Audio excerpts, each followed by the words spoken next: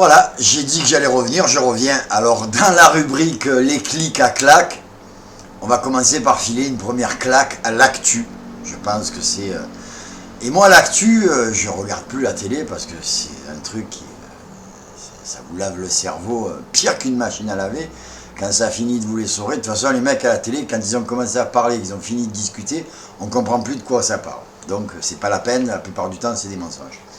Donc, il y a un truc que je regarde très souvent, c'est l'actu de Yahoo. Yahoo qui est ma boîte mail. Alors, faut dire un truc, c'est que Yahoo, ils ont une façon particulière de traiter l'actu.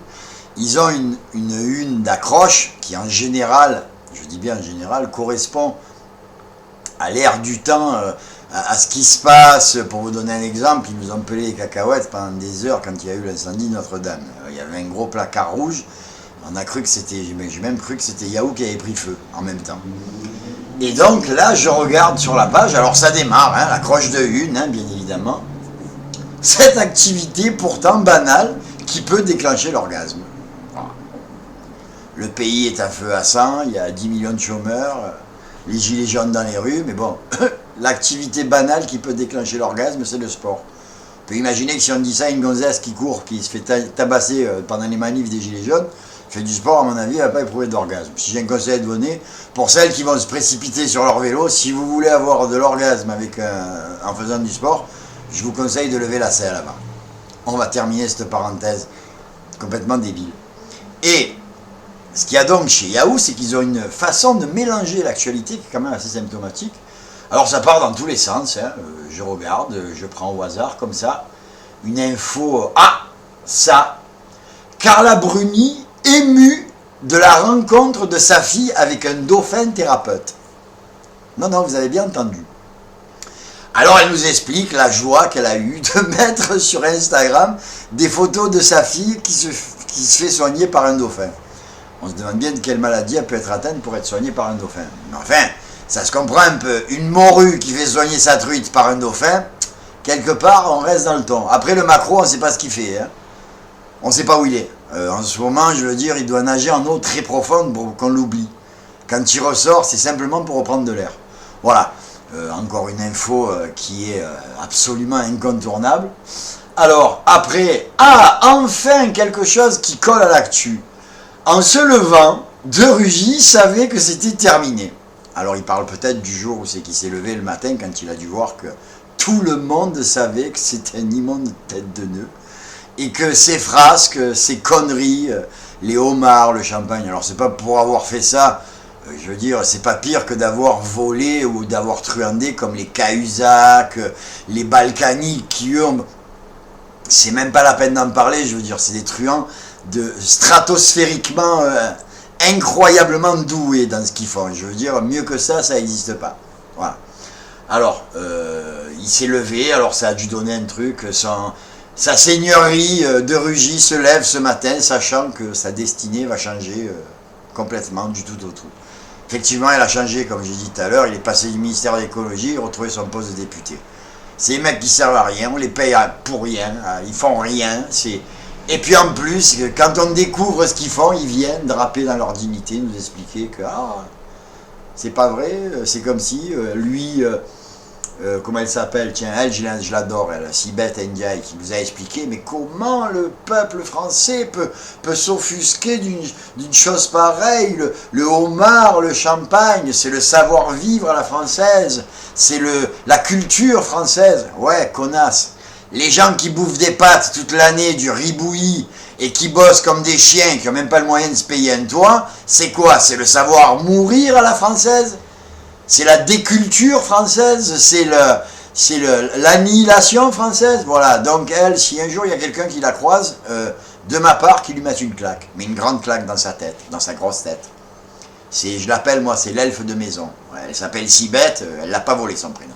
Voilà, donc on le sait, hein, De Rugy, on savait qu'il allait être éjecté, je veux dire, c'était qu'une question de temps. Simplement, il faut gagner du temps sur les vacances. Là, vous voyez, cette histoire, ça vous a tenu jusqu'au 18 juillet. Entre-temps, vous avez oublié les réformes, l'hôpital, les urgentistes, les gilets jaunes, tout ça, vous avez tout oublié. L'actu, pendant 10 jours, ça a été le homard et le champagne. On se serait cru avant Noël, hors période des fêtes, publicité. Qu'est-ce que va être votre repas de réveillon? Homard et champagne.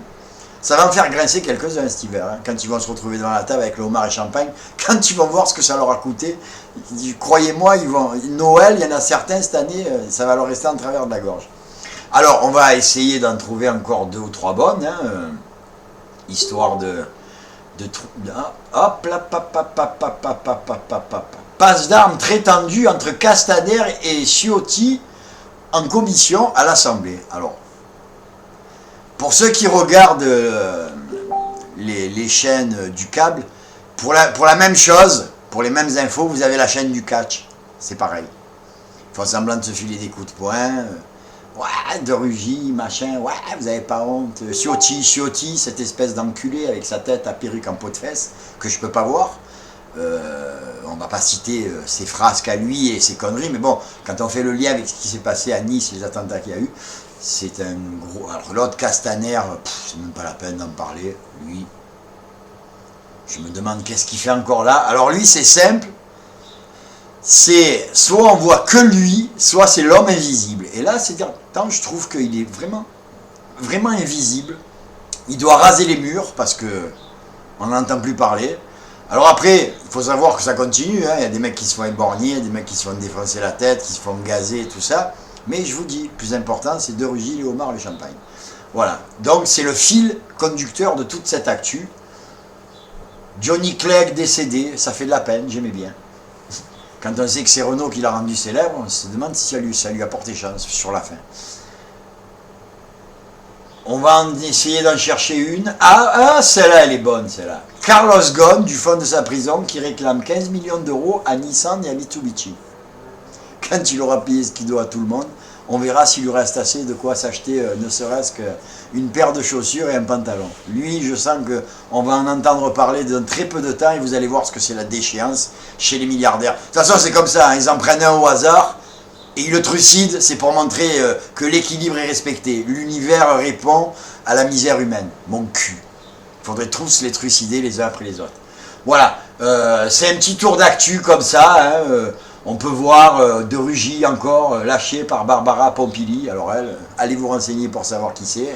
Elle ne vole pas son nom. C'est Pompilitos. Gili Pompilitos. Elle, c'est sa profession de foi. C'est une écologiste qui souffle dans les, comment dirais-je, dans les roseaux. Voilà, allez, on arrête là, on arrête d'être méchant. Et je vais continuer, comme je vous ai dit. Hein. Là, c'était juste un petit tour d'actu. Je reviendrai vous livrer mes sentiments personnels sur des sujets beaucoup plus spécifiques.